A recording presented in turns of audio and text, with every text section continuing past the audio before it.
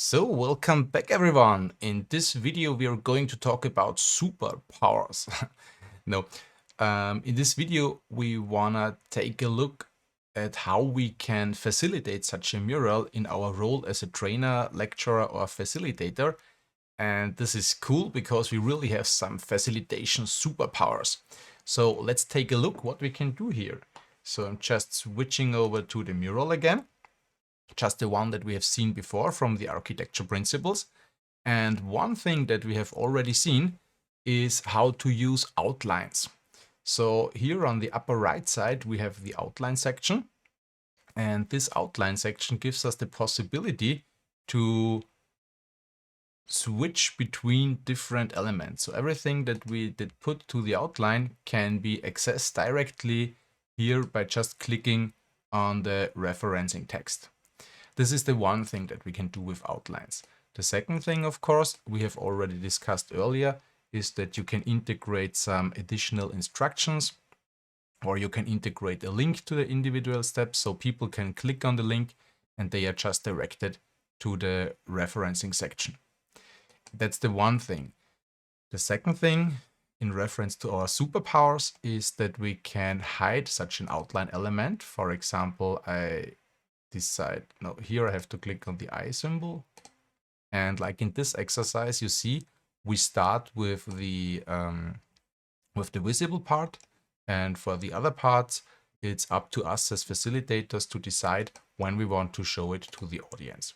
So this is something that you can use to add some choreography to your exercise and work with revealing or adding different aspects.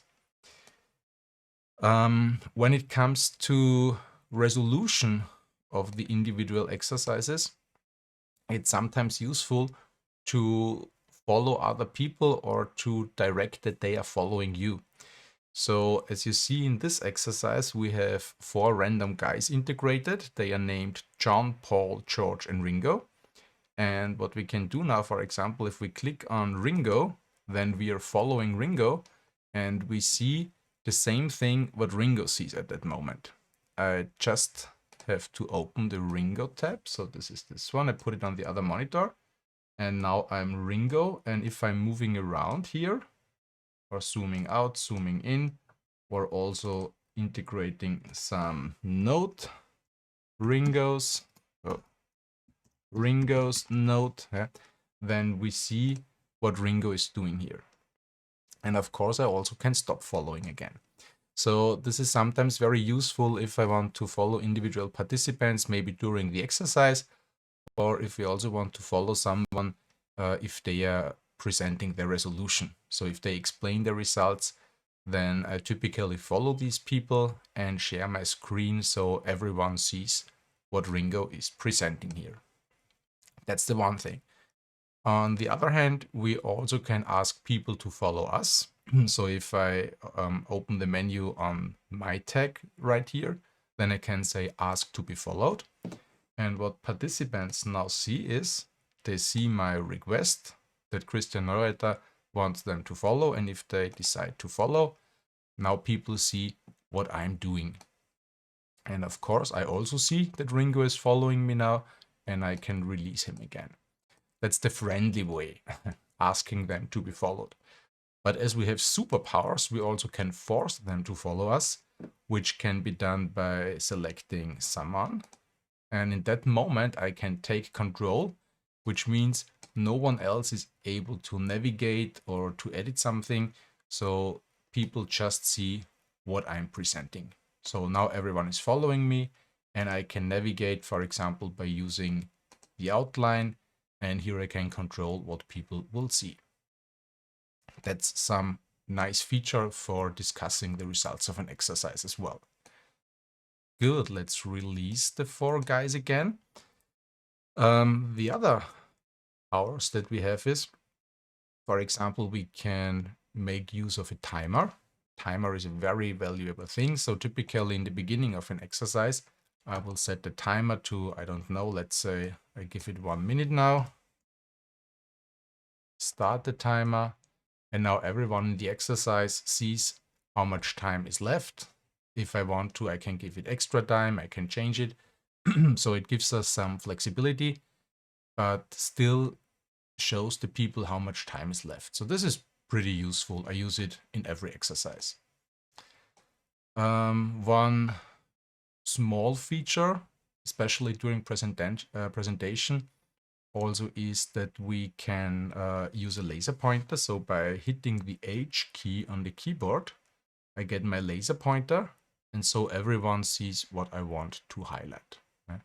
Just a small thing, but pretty helpful, because sometimes the cursor is small, not visible, or whatever. So the laser pointer is more helpful.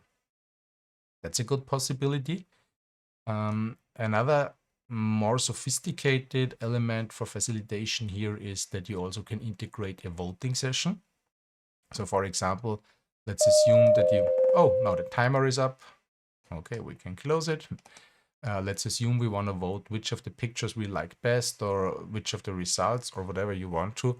Then, I don't know, I just integrate picture 1. No. Picture 1.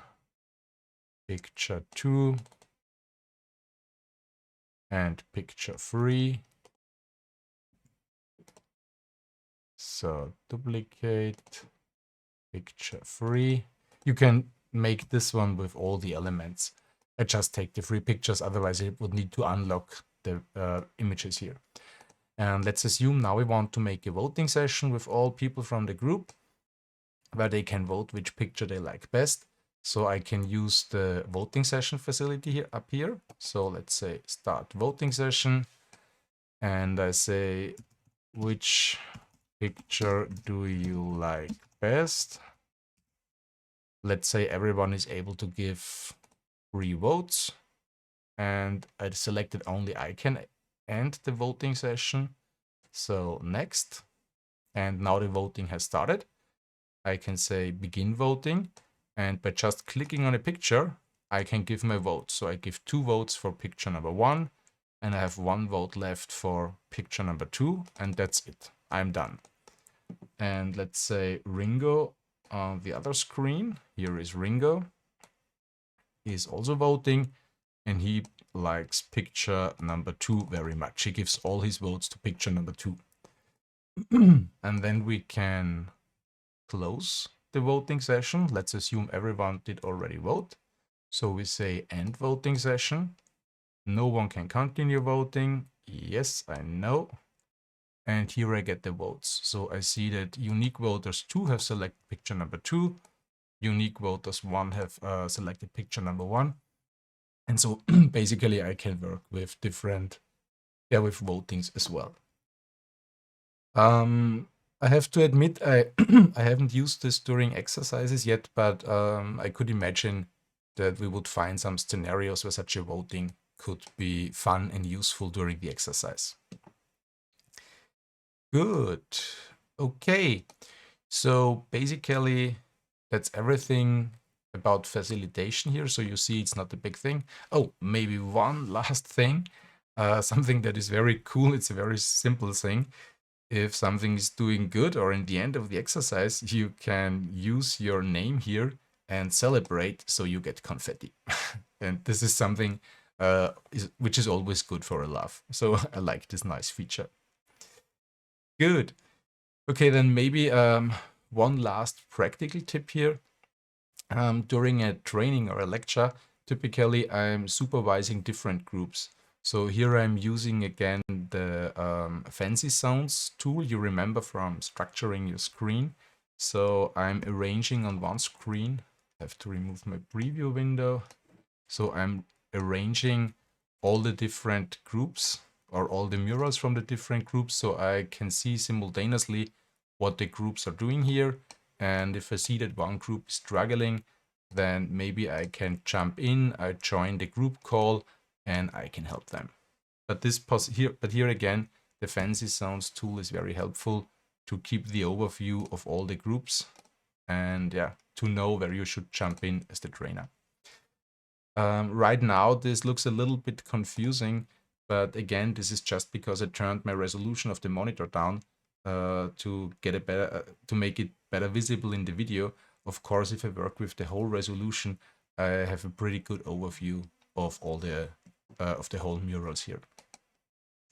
Okay, I hope I didn't forget anything, but these are the basic tips how to facilitate murals, how to use a certain choreography, and how to keep an overview on the individual working groups to jump in as a trainer. Yeah, I hope you liked the concepts, how to organize such a group exercise for individual groups, for monitoring different groups. And I think that's basically it, what I wanted to tell you about exercises. So let's jump into the next video where we are going to close and to summarize this topic and take a look at what these exercises can do for us in the remote training. So see you in the next video, guys.